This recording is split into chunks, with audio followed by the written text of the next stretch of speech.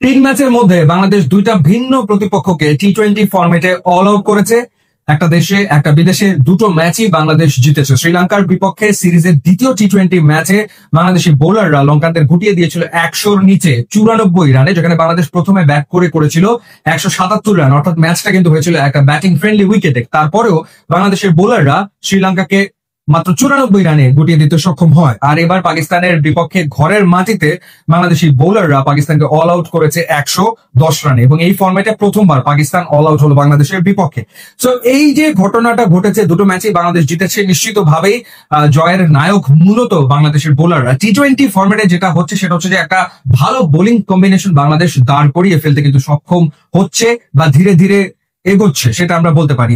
কম্বিনেশনটা আসলে কিরকম, আমরা যদি বোলিং লাইন আপের দিকে তাকাই, সেখানে আমরা দেখতে পাই যে বেশ জোরে বল করে বা নতুন বলে উইকেট নিতে পারে সেরকম তাসকিন আহমেদ রয়েছেন। একই সাথে তানজিম হাসান সাকিব রয়েছেন, যাদের বলের গতি around 140 kilometre per hour. So express গতির দুজন ফাস্ট বোলার ডেফিনেটলি রয়েছেন। এছাড়া আমরা দেখতে পাচ্ছি যে মুস্তাফিজুর রহমান ডেথ ওভারে তিনি ভীষণ রকম এফেক্টিভ, নতুন করে বলার কিছু নেই, এবং তার কার্যক্ষমতা যেন দিনকে দিন আসলে বাড়ছে। স্পিন ডিপার্টমেন্টে ভেরিয়েশন আছে, সেখানে রিশাদ হোসেন লেগ স্পিনার তিনি রয়েছেন, এবং পাশাপাশি অফব্রেক বোলার হিসেবে মেহেদী হাসান মিরাজ বা শেখ মাহাদি তারা রয়েছে। আবার শেখ মাহাদিকে পাওয়ার প্লেতেও ব্যবহার করা যায়, পাওয়ার প্লেতে শেখ মাহাদি এফেক্টিভ হয়ে উঠছেন। সিক্স বোলার হিসেবে শামীম হোসেন পাটোয়ারিকে ধীরে ধীরে তৈরি করে নেওয়া হচ্ছে, এবং যখনই পাঁচজন মেইন বোলারের কোনো একজন একটু এক্সপেন্সিভ হয়ে যাচ্ছেন, তখনই দেখা যাচ্ছে শামীম হোসেন পাটোয়ারিকে ক্যাপ্টেন তার সুবিধা মতো আসলে ব্যবহার করছেন। এই যে ভেরিয়েশন, বৈচিত্র্য বাংলাদেশের বোলিং ডিপার্টমেন্টে এই মুহূর্তে আমরা দেখছি, সেটির কারণেই কিন্তু টি-20 ফরম্যাটে বাংলাদেশ ভালো রেজাল্ট করছে, কোনো সন্দেহ এ ব্যাপারে নাই। এবং আরেকটা ব্যাপার যেটা হচ্ছে যে প্রত্যেকের রোলটা সম্পর্কে আসলে অবগত।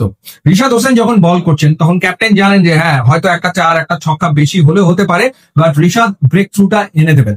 আবার শুরুতে যখন শেখ মাহাদি বল করছেন তখন হয়তো একটা চার একটা ছক্কা হয়তো হতে পারে, কিন্তু শেখ মাহাদি ব্রেক থ্রুটা এনে দেবেন, কিংবা তাসকিন নতুন বলে ব্রেক থ্রু এনে দেবেন।